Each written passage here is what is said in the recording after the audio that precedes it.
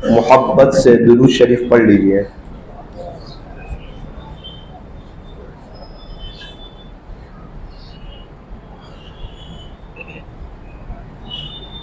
बुजुर्गान मोहतरम और अजीज नौजवानों,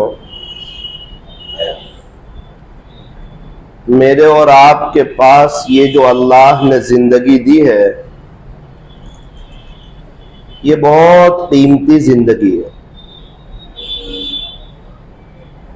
अल्लाह ताला ने हमें दुनिया में जिंदगी गुजारने के लिए नहीं भेजा है, बल्कि जिंदगी बनाने के लिए भेजा है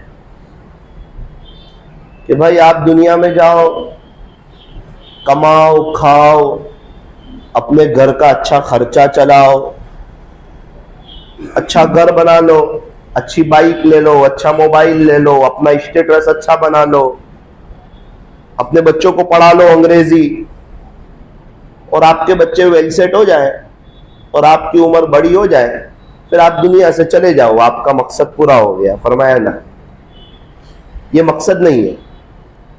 ये तो एक गैर मुस्लिम भी करता है, यहूदी भी करता है, ईसाई भी करता है, मजूसी भी करता है, मुशरिक भी करता है। हम तो मुसलमान हैं, हम तो ईमान वाले, हम तो कलीमे वाले। तो क्या हम खाए नहीं, क्या हम कमाए नहीं, क्या हम अपने बच्चों को अंग्रेजी पढ़ाए नहीं, क्या हम कोई अच्छा बिजनेस ना करें? फरमाया ना ना ना, अच्छा बिजनेस भी करो, कमाओ भी, हलाल रोजी कमाओ, अपने बच्चों को अच्छा पढ़ाओ। आप इंग्लिश पढ़ाना चाहते हैं, जरूर आप इंग्लिश पढ़ाओ, अच्छा इंग्लिश पढ़ाओ, क्वालिटी वाली स्कूल में पढ़ाओ, अच्छा ट्यूशन पढ़ाओ, मना नहीं है। लेकिन अल्लाह को नाराज करके नहीं, अल्लाह को भूल करके नहीं, अल्लाह के ताल्लुक के बगैर नहीं। बच्चे पढ़ रहे हैं अंग्रेजी स्कूल में और घर में दीनी माहौल नहीं है। अब क्या हो रहा है कि बच्चियां गैरों के साथ जा रही है, अपने ईमान का सौदा कर रही है।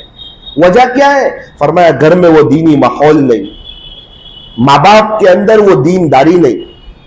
माँ बाप के अंदर जो होता है ना, वो बच्चों में मुंतकिल होता है। फलदार दरख्त पर फल ही आते हैं और कांटे वाले दरख्त पर कांटे ही आते हैं, अक्सर ऐसा होता है। इसलिए माँ बाप को चाहिए कि वो फलदार बने, वो नेक बने, वो दीनदार बने, वो अल्लाह की तरफ आए। हमने छोटे छोटे बच्चों को देखा, जब वो माँ बाप को घरों में नमाज पढ़ते देखते हैं, फिर वो बच्चे सजदे करते हैं। 2 साल का बच्चा सजदे कर रहा है। अरे क्या बात है, क्यों सजदे कर रहा है? बुनियाद क्या है?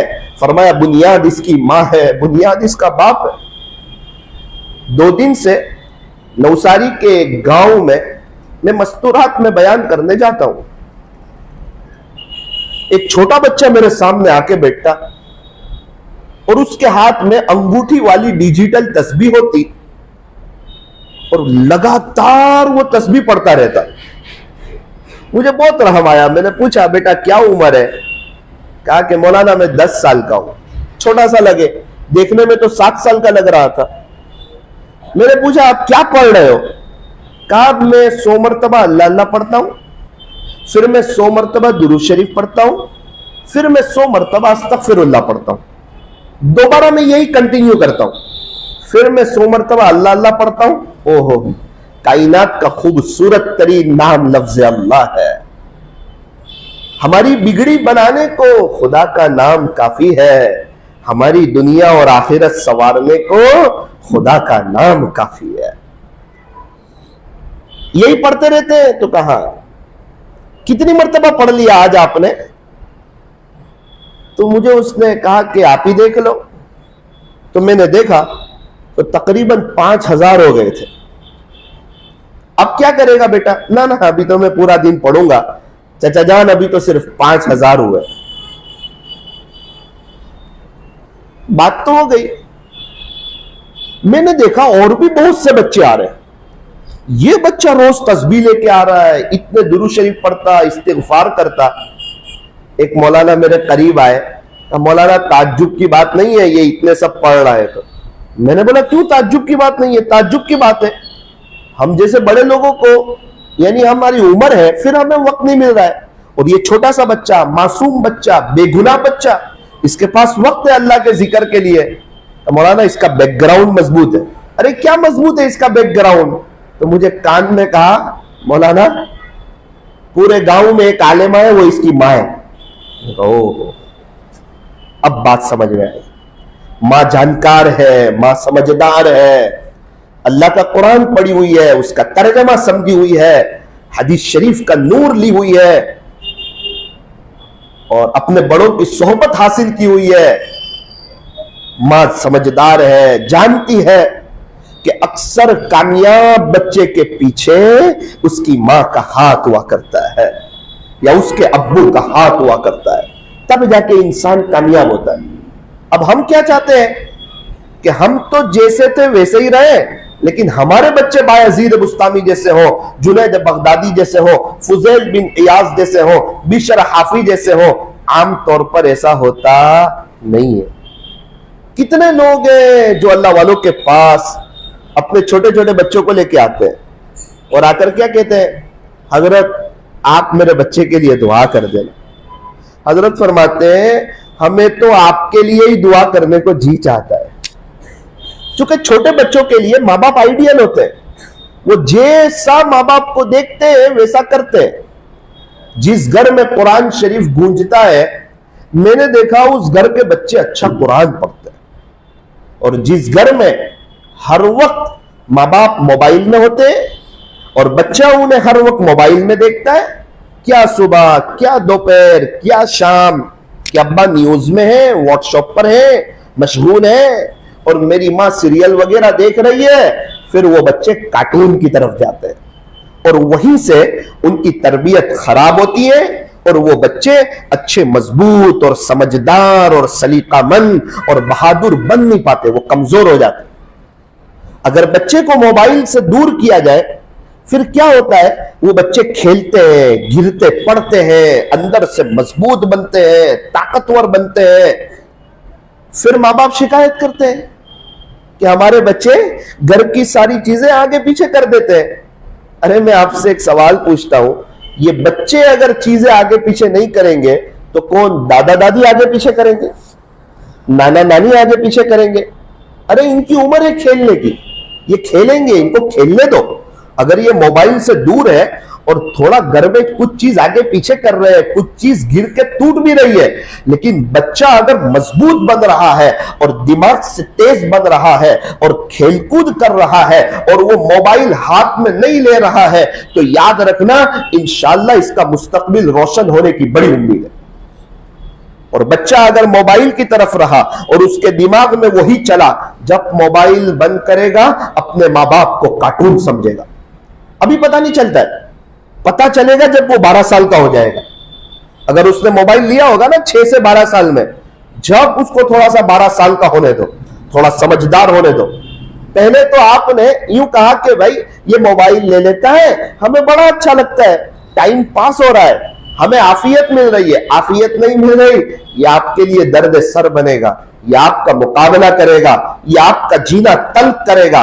वजह फरमाया, जब ये छोटा था, अगर उस वक्त इसको मोबाइल से दूर रखते और रातों को उठ के इसके लिए दुआएं करते और कुछ सदका निकालते, कल को उठ के ये बच्चा बड़ा होता, अल्लाह का वली होता। कभी कभार ऐसा होता है, माँ बाप दुआ करते हैं, रोते हैं, तड़पते हैं, लेकिन बच्चे की वो तरबियत हो नहीं पाती, माँ बाप का दिल टूटता है। अरे दिल छोटा करने की जरूरत नहीं होती, ये सारी दुआएं जमा होती है। दुआओं का रंग तो नहीं होता, लेकिन जब ये रंग लाती है तो जिंदगी रंगों से भर जाती है। फिर क्या होता है, अचानक अल्लाह ताला उनके बच्चों को ऐसी हिदायत देते हैं कि दुनिया दंग रह जाती है, दुनिया ताज्जुब में रह जाती है। ओ हो, ये बच्चा था, थोड़ा सा लाइन से हट रहा था, फिर लाइन पे आया तो कैसा आया, फरमाया औरों के लिए नमूना बन गया। इसलिए दुआ करने में कभी भी पीछे ना हटे, दुआ करते रहे, मांगते रहे, माशाअल्लाह अपने बच्चों को पढ़ाते रहे। अभी कितना अच्छा मकतब का यह निजाम है, यहां पर पढ़ाएं, कहीं और आप रहते हो, आपका जी चाहे आप वहां पढ़ाएं, लेकिन अच्छा पढ़ाएं, उसको अच्छी तालीम दे, मकतब की अच्छी तालीम दे। ये बच्चे अल्लाह की बहुत बड़ी नेमत है। उनको पूछो जिनके यहाँ औलाद नहीं है, वो रो रहे हैं, वो तड़प रहे हैं। अभी मैं एक गांव में गया जुमा में बात करने, एक शख्स आया, मुझे कहा मौलाना पर्सनल आपका वक्त चाहता हूं ऊपर। अब उस अल्लाह के बंदे को क्या पता कि मैं कोई आमिल नहीं हूं, तावीज़ का कामकाज मैं जानता नहीं हूं। वो मुझे ऊपर ले गया, ऊपर ले जाकर कहता है मौलाना मेरे यहाँ बच्चे कोई नहीं, औलाद नहीं है, और मैं बहुत बेचैन हूं, बहुत तड़पता हूं। जो जितना खर्च करने का बोलता है इतना खर्च भी करता हूं। जिसने जो वजीफा बताया मैंने वो वजीफा पढ़ लिया। मेरे पास पैसा है, बंगला है, बड़ी बड़ी दुकानें हैं, जायदाद है, मजा ही नहीं आ रही जिंदगी गुजारने। रिश्तेदार भी ताने देते हैं कि तेरे यहां बच्चे नहीं है। मेरी अहलिया परेशान हो गई। हर कोई देखो तो कोई मशवरा दे रहा है, कोई समझा रहा है, तुम अपना ये करो, तुम चेक कराओ, ये करो, वो करो। जिंदगी तल्ख हो गई मौलाना औलाद के बगैर। और अभी तक 10,47,000 रुपए खर्चा कर चुका हूं, अभी तक कोई उम्मीद नहीं। आप दुआ करना मेरे लिए। अल्लाह अकबर कबीर। उस वक्त एहसास हुआ कि साकिब बच्चे हैं, सही सालिम है, तंदुरुस्त हैं, उन्हें कोई तकलीफ नहीं है। मुस्तकिल इस पर जितने खुदा के सामने शुक्र के सजदे अदा किए जाए उतने कम, अल्हम्दुलिल्लाह जितना पढ़ा जाए उतना कम। अभी एक शख्स आए मेरे पास, मुझे कहा मौलाना क्या राय है आपकी? फिर किस चीज पे राय? 2 महीने की मेरी बच्ची है, उसको खाना चलता नहीं है, और डॉक्टर कह रहे हैं कि बड़ा ऑपरेशन करना पड़ेगा और एक नली इनके नाक के रास्ते से दिमाग में उतारनी पड़ेगी और उससे इनको दूध देना पड़ेगा। 2 महीने की है, बहुत कमजोर है मौलाना, बहुत कमजोर है। क्या मशवरा दे उसको? अगर उसको कहते हैं कि भाई ऑपरेशन न करवा और खुदा ना खास्ता आगे कुछ तकलीफ होती है तो वो हमें पकड़ता है कि आपने मना किया था। अगर ऑपरेशन का कहते हैं तो इतनी छोटी सी बच्ची को तकलीफ होती है। मैंने कहा तेरा दिल क्या कहता है वो बता, इसकी मां क्या कहती है? इसकी मां तो पागल जैसी हो गई, बोले वो रोती रहती है, अपना बैलेंस खो चुकी है। अभी की बात कर रहा हूं, 1 हफ्ते पहले की। आपकी क्या राय है? बस मैं खुदकुशी करने वाला हूं। अल्लाह, अरे भाई अब तो लोग घबरा करके यूं कहते हैं कि मर जाएंगे। अल्लाह वाले कहते हैं अगर मरकर भी चैन न पाया तो फिर किधर जाएंगे? मरना ऐसे खुदकुशी से मरना है? मौत तो आनी है लेकिन बड़ी शान से आनी चाहिए। वो तो हमारे जिंदगी का सबसे बड़ा खुशी भरा दिन हो। भाई जिस दूल्हे ने तैयारी की होती है उसका बेडरूम बन जाता है, नई गाड़ी आ जाती है, खाने पीने का अच्छा इंतजाम हो जाता है, उसकी बीवी आने वाली होती है, तो शादी का दिन तो उसके लिए इंतहाई खुशी का दिन होता है। क्यों? अपनी बीवी से मिलने का दिन है। टेंशन में तो वो होता है जिसकी शादी की तैयारी न हुई हो, हॉल बुक न हुआ हो, खाने के पैसे न हो और कपड़े लाने के उसके पास पैसे न हो और अपनी इज्जत का खतरा हो। टेंशन में तो वो होता है। लेकिन जिसके सारे इंतजाम हो गए हो वो दूल्हा तो बड़ा खुश होता है, अपने आप को बहुत खुशी महसूस करता है, बल्कि जिंदगी में इस दिन को एक यादगार दिन समझता है कि मेरी शादी का दिन। वो कब? जब तैयारी हुई हो। बिल्कुल इसी तरह मौत के वक्त अगर तैयारी हुई है, आखिरत बनी हुई है, 5 वक्त की नमाजें हुई है, फजर कज़ा नहीं हुई है, जिंदगी प्यारे नबी के तरीकों के मुताबिक गुजारी है, अब क्या है? फरमाया अब अल्लाह भी खुश है, अल्लाह के नबी भी खुश है, ख्वाजा साहब भी खुश है, पीराने पीर भी खुश है, बायजीद बुस्तानी भी खुश है, जुनैद बगदादी भी खुश है कि ये हमारी फील्ड का आदमी है, नबी की नकल उतारने वाला। ये सिर्फ बातें करने वाला नहीं, ये गैरों के तरीकों पे चलने वाला नहीं, ये इस्लाम के तरीकों से दूर नहीं। इसकी तो हर अदा से पता चलता था मुसलमान है, अल्लाह का, नबी का, ख्वाजा साहब का दीवाना जा रहा है। ये तो सुन्नतों पे चलने वाला। इसका लिबास बता रहा है कि ये अल्लाह के नबी का दीवाना है। इसका चेहरा बता रहा है कि ये आशिक रसूल है। इसकी जिंदगी बता रही है, इसकी जिंदगी की झलकियां बता रही है, इसकी नमाजें इत्मीनान वाली वो बता रही है, इसकी जिंदगी का टर्निंग पॉइंट बता रहा है कि ये आशिक रसूल है, ये अल्लाह के नबी को फॉलो करने वाला है और ये अपने मुसलमान होने पर खुश है और मुसलमानों का लिबास इसको बड़ा पसंद है, इसको इस पर फख्र है। इसको पता है कि पुलिस वाले अपनी वर्दी में होते हैं, होटल के वेटर अपनी वर्दी में होते हैं, मिलिट्री वाले अपनी वर्दी में होते हैं, वर्दी उतारते नहीं। वर्दी उतार दी, फरमाया पुलिस का रौब खत्म, मिलिट्री का रौब खत्म। बच्चे को यूनिफॉर्म के बगैर जरा आप स्कूल भेज करके देखो, आपको पता चल जाएगा कि स्कूल वाले उसे अलाउ करते या नहीं करते। मोजे के बगैर नहीं बिठाते, बूट के बगैर नहीं बिठाते। वो कहते हैं ये हमारा रूल्स है, इसे फॉलो करना पड़ेगा। अरे होटल के वेटर अपनी वर्दी में, पेट्रोल पंप पे जाओ, पेट्रोल भरने वाले अपनी वर्दी में, ये छोटे छोटे लोग वर्दी में होते हैं। हम तो प्यारे नबी के उम्मती है, हमें चाहिए हम भी प्यारे नबी की वर्दी में आ जाए, इस्लामी वर्दी में आ जाए, इस्लामी लिबास में आ जाए, इस्लामी चेहरे के मुताबिक अपनी जिंदगी गुजारे। कायनात के सबसे खूबसूरत तरीन चेहरा हमारे नबी का चेहरा, और आपका चेहरा दाढ़ी वाला था।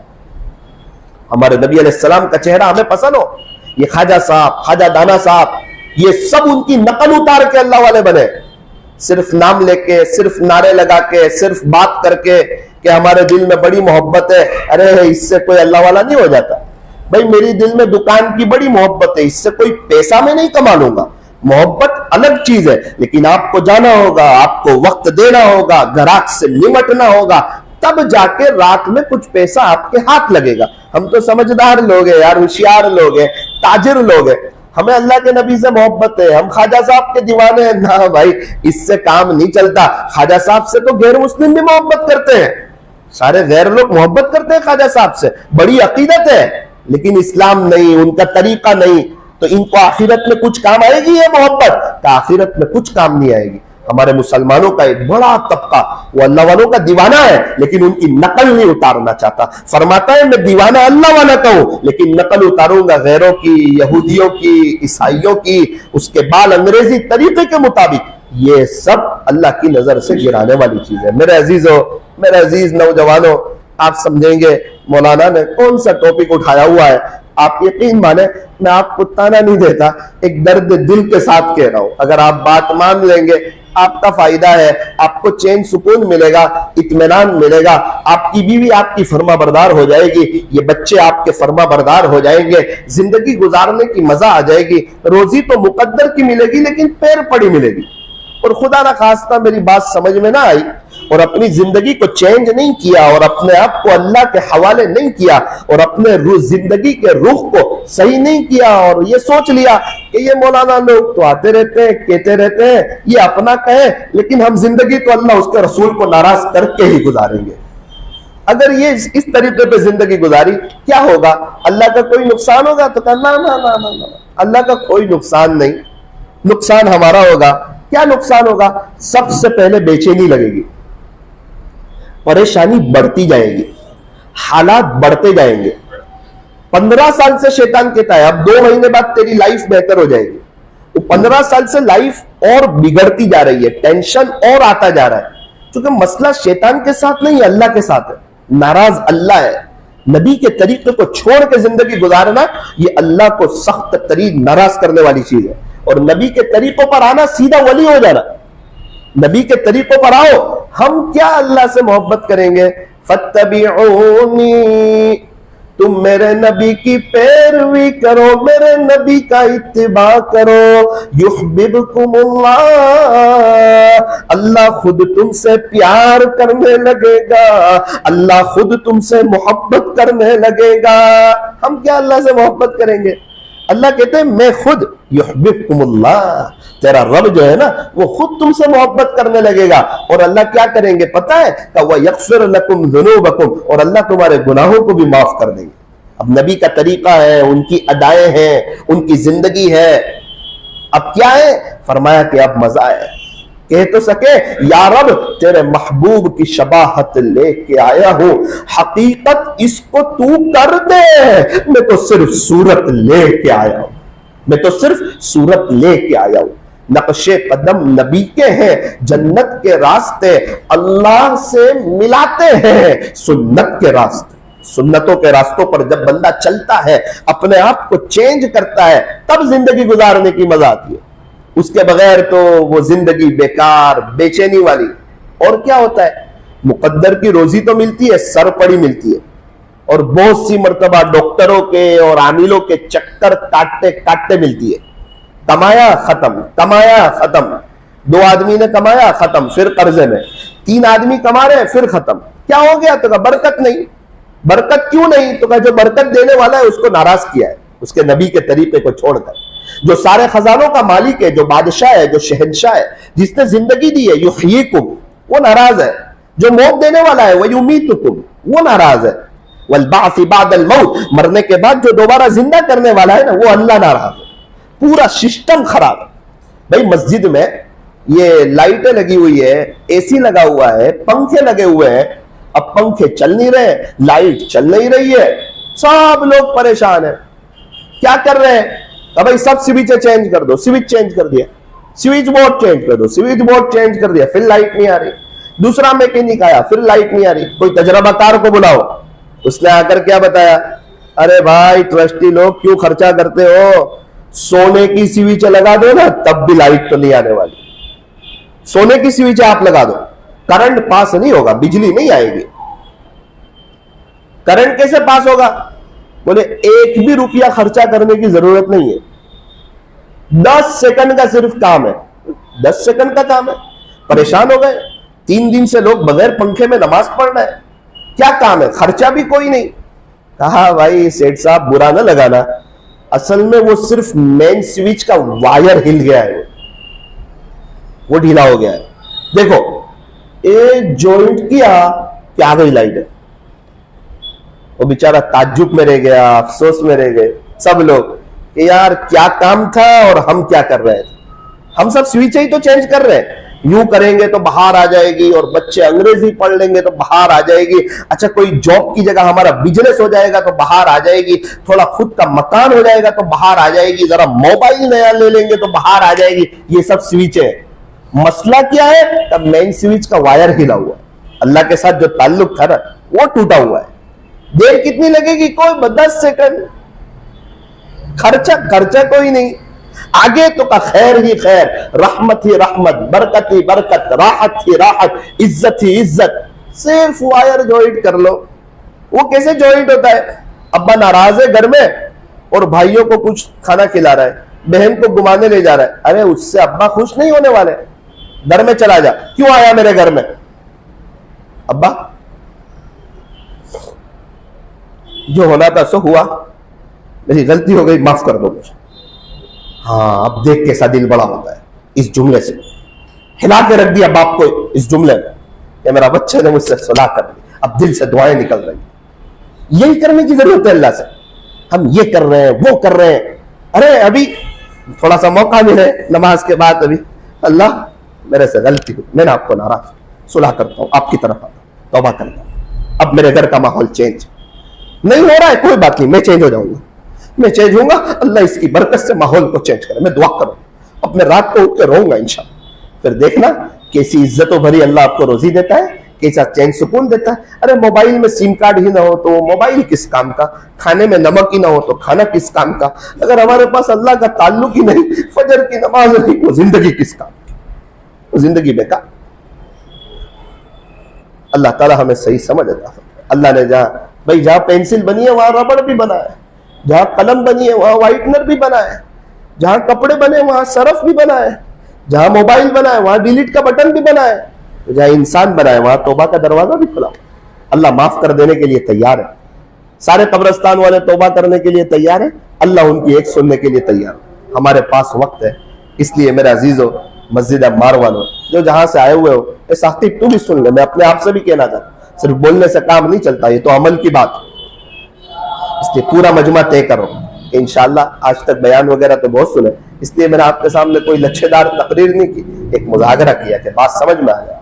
तो इसलिए तय करो कि इंशाअल्लाह आज हम इस मस्जिद से सच्ची पक्की तौबा करके नकद अपने आप को चेंज कर डालेंगे इंशाअल्लाह।